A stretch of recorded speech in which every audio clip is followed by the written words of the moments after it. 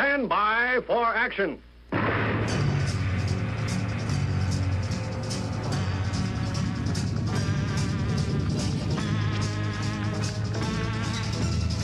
Thanks for joining me. My name is Dave Milner. I am the Unpleasant Blind Guy, and let's get right into it this show. First, I want to thank Pat Carfagno for her generous gift, and you will be experiencing some of that in this show and in future shows. So thank you, Pat. You are awesome. Along with Anna B, of course, and the show The Shrew, which I recommend people listen to. It's on Blog Talk Radio. And, of course, Tim Sumner's Freedom Radio, as good as anything the big bugs put out, baby. All right. I also want to thank White Mamba 46 for his insightful comments on my story last show about Steve Jobs, Apple Computer, and dependence. I recommend that you listen to that last show if you'd like a little bit of insight into that. I know the movie Jobs is out, and this kind of punctures a little bit of a hole in some of that stuff. And want to thank Angela for following me on Twitter. I like the name Angela. I don't know why. It's just a nice name for a lady. Okay. I want to get into a story here that some might consider to be inconsequential. Every time I do a story, people might think that it isn't very relevant to what's going on today. But remember, the big bugs are covering all that stuff. And I may or may not have something to say on the subject, but frankly, I prefer to kind of go into the other interstices of the news and other stories and try and hit some salient points that will do people some good. And the first one is kind of in the vein of what Dana Smearman was talking about on his Blog Talk Radio show, which I also recommend, concerning principles and teaching people about the United States of America and why it was founded, what it was founded on, and things like that. This is kind of an offshoot of that, and let's get started. I'm going to talk about these principles a bit as a kind of an offshoot, and the story I'm going to use to illustrate is called The Price is Right and the Taxes Are High. This is a story I found on Yahoo News by Sarah B. Weir, Shine senior writer. Filed on August the 19th, Monday.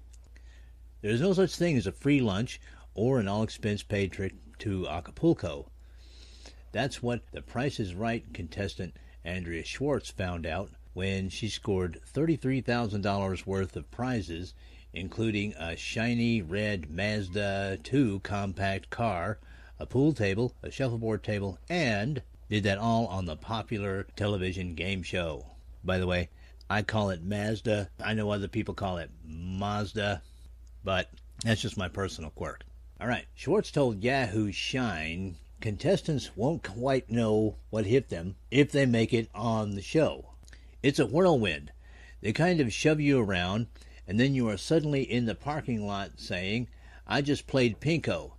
You may not be prepared for the hefty taxes you'll owe before picking up your prize either. Now, we all know, this is an aside from me, we all know and have known for years that people are taxed on the fair market value of what they win on these television game shows. But I don't think some people realized just how far this really goes.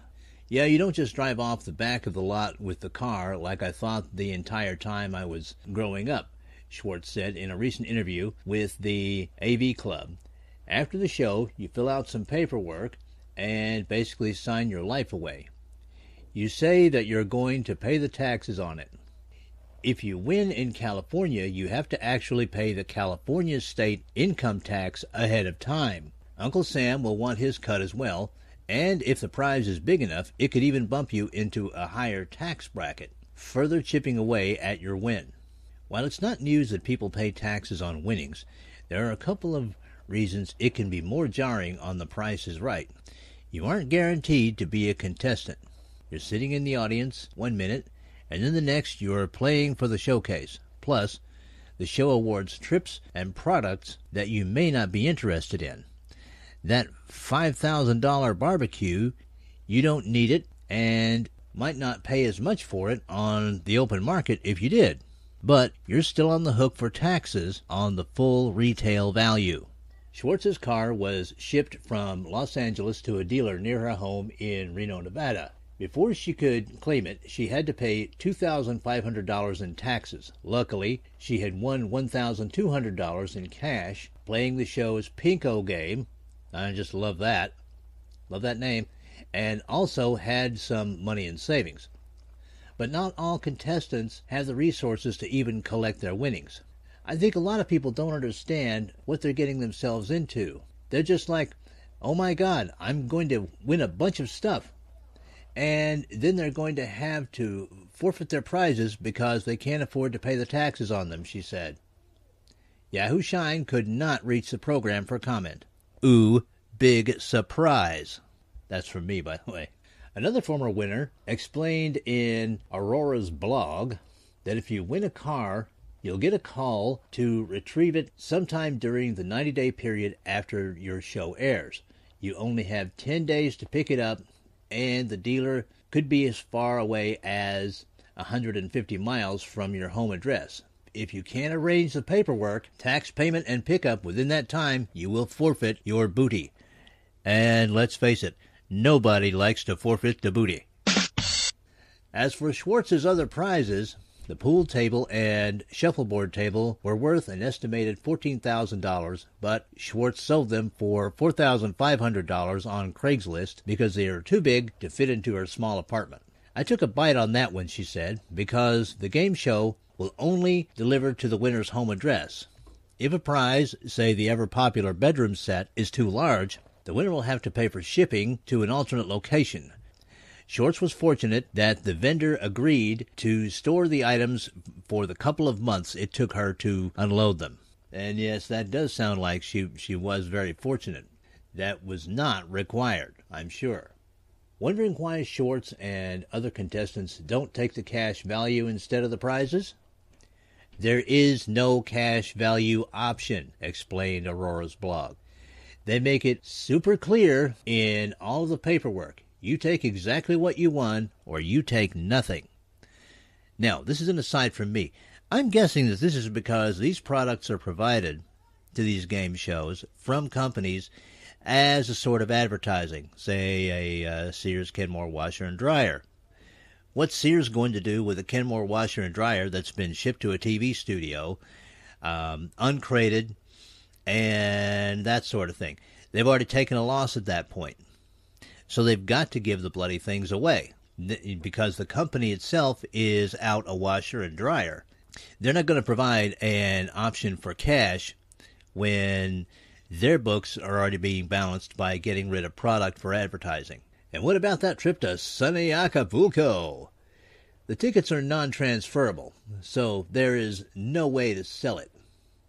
You'd better just kick back and enjoy the beach, after signing for the sales and income taxes, of course. Schwartz says she's a longtime fan of the show and would be happy to be a contestant again. She also said she was fortunate to win a small car and other fairly high-quality, relatively saleable items. If I had won the other showcase, it would have been trips, a refrigerator, and a stove, she told Yahoo Shine. Ultimately, she invested the money she earned from selling her winnings into a food truck business called the Super Wagon, S-O-U-P-E-R. Even contestants who wind up winning cash prizes don't always benefit, though. Thanks to their own personal issues, according to ABC, one winner even turned down an actual cash prize of $10,000 since he didn't want to split it with his ex-wife. Now, I read that story for a few reasons, people. First of all, The Price is Right is a fairly popular game show. It's not highbrow, as some game shows pretend to be. It's almost like Let's Make a Deal, but with maybe a little bit more expensive prizes and things of that nature. And it's extremely popular with people who don't have that much income.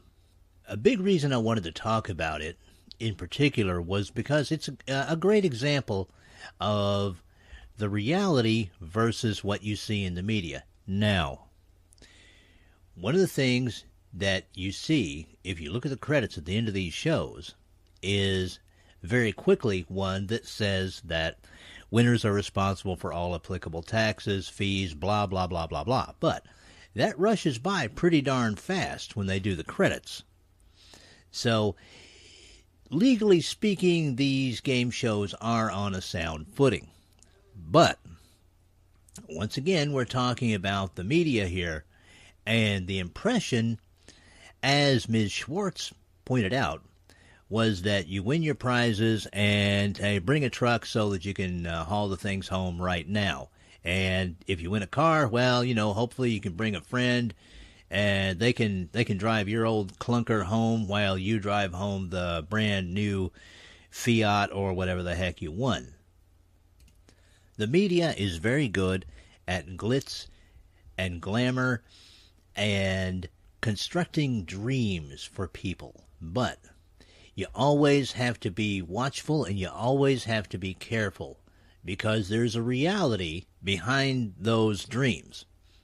And that is as true about political coverage as it is about a silly game show.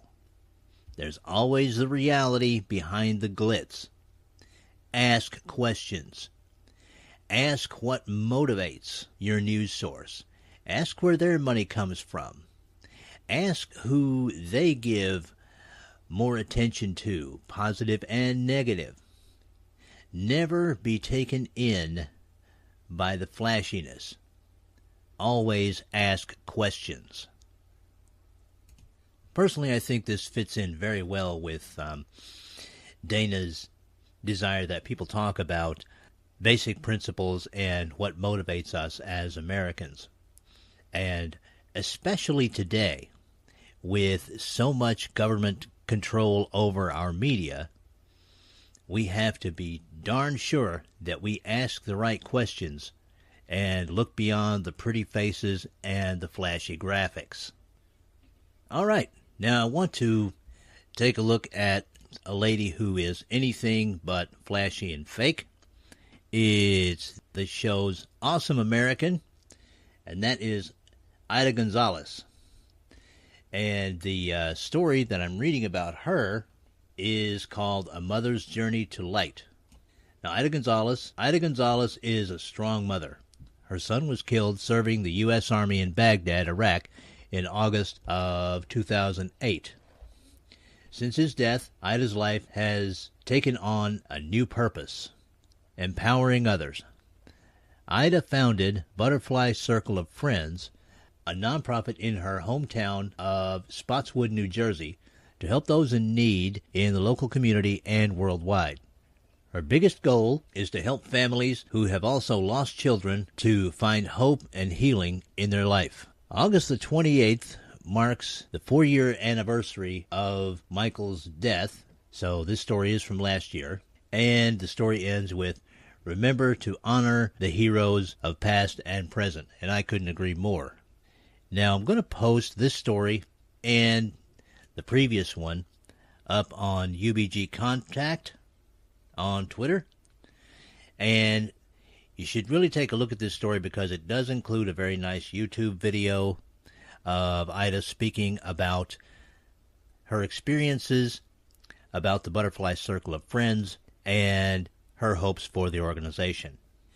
Ms. Gonzalez is an awesome American because so many have lost their children in the recent wars, and it takes a special kind of American to not only pick themselves up and keep on going with their lives, but to dedicate those lives to helping others, as their brave children did serving in the United States military. I want to thank everyone for listening, and until next time, may your God go with you.